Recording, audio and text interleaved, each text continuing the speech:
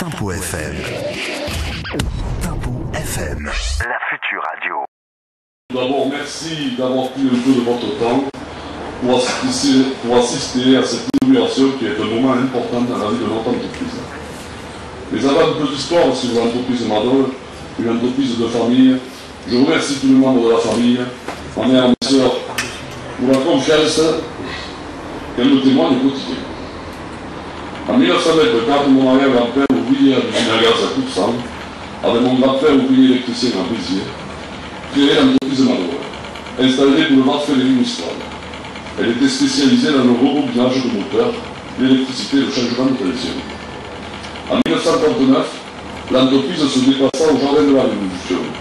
Elle s'était déjà structurée, ils étaient déjà 7 personnes. À l'après-guerre, opportuniste, il se diversifiait dans l'installation électrique pour les particuliers et les collectivités.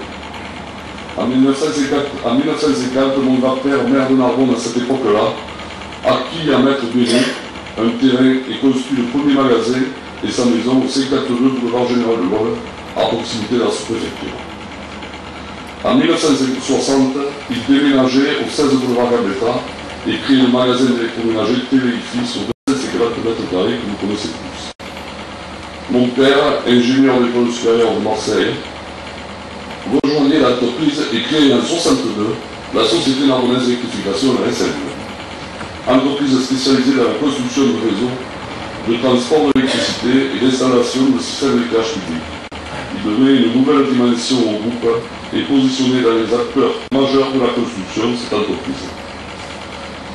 Ce magnifique parcours, je n'ai pu le maintenir et le développer que grâce à l'engagement de l'ensemble des collaborateurs de l'entreprise, et je voudrais vous présenter ce soir l'équipe dirigeante qui est souvent dans l'ombre derrière moi. Pour l'entreprise de Madol, le dirigeant est Jean-Michel Ossenac.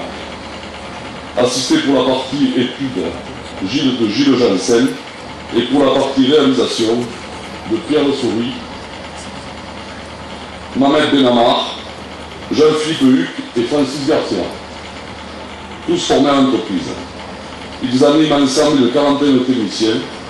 Les déplacements ne leur ont jamais fait peur. Et grâce à eux, nous avons pu nous implanter sur Paris et créer un centre de travaux que dirige aujourd'hui Sylvie Goldblatt, qui est excusée, vous comprenez pourquoi. Permettez-moi de vous remercier à vous tous pour votre engagement, votre fidélité et votre professionnalisme. Pour la Société Narbonnaise d'électrification, la SNE, c'est Jean-Bernard Riva qui la dirige avec Michel Amans, Éric Aguera et Franck Gouraer. Grâce aux valeurs qui nous sont chères et que vous défendez bec et ongle au quotidien, vous avez positionné cette société leader de son marché sur le département. Je vous en remercie. En 2001, la société Madol Automation démarra.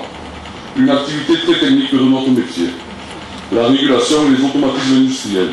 C'est Thierry Hichet, ingénieur des mines d'Alès, qui la dirige avec Jean Margrat, automaticien. Ils œuvrent sur le sud de la France et ont remporté ces derniers temps de très beaux marchés comme la rénovation des armoires de chaufferie de la ville de Montpellier et de la ville de Béziers. Ils interviennent aussi sur la régulation de stations d'épuration. 8 ans après, on peut dire qu'aujourd'hui c'est une réussite. Ils ont réussi à relever le défi sur un marché occupé en règle générale que par les grands groupes. En 2006, nous ouvrons le magasin Artémis sur les Ignans, en lieu et place de tes anciens locaux, Bernard. Et grâce au professionnalisme de son responsable, Christophe Lourani,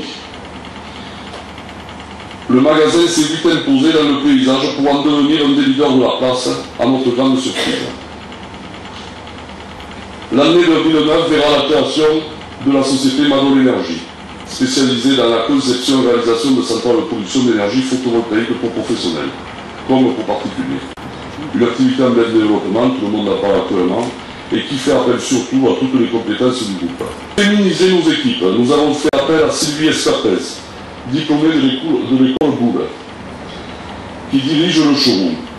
Vous comprendrez aisément que la décision de quitter le centre-ville n'a pas été facile, mais les problèmes de stationnement, les problèmes de circulation nous ont amenés, pour des raisons économiques, à envisager le déménagement. Quand la règle du Puy de Parseval nous a approchés pour nous louer le local, nous nous sommes définitivement décidés. Comme vous avez pu le constater, sur ces dernières années, le magasin du centre-ville a évolué. Il s'est diversifié, son offre a été complété avec des meubles lumineux, avec des meubles contemporains, des tables, des chaises. Sur la TV IFI, elle aussi a évolué. Nous avons privilégié des produits de qualité comme Love et nous avons adhéré au groupe Home Cinéphile, spécialisé dans la conception et la réalisation de salles de cinéma pour particuliers. La Paye, Fly, Drop Meubles, Troc de Lille, Brock Troc et Meubles et Passion. Et maintenant, nous aurons Madone Showroom, avec comme approche commerciale du design à la technologie. Permettez-moi, chers clients et amis, de vous remercier à vous tous pour votre fidélité, car sans vous et sans la confiance que vous nous avez témoignée au cours de ces longues années, nous n'aurions pu continuer cette belle aventure. Encore une fois, merci. Merci aussi aux entreprises qui ont participé au chantier.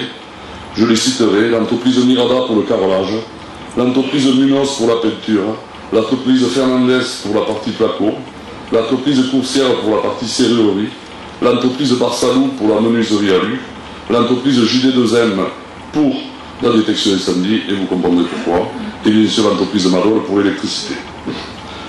Pour conclure, je voudrais souhaiter tous mes vœux de réussite aux entreprises de l'ère narbonnaise, et plus particulière à une à vocation sportive, dont le président, le staff et les joueurs nous ont fait l'honneur d'être présents, le Racing Club Narbonnais, qui porte les couleurs de notre ville sur tous les terrains de France, et qui, en termes d'image et de médiatisation, est de loin le meilleur ambassadeur de notre arrondissement.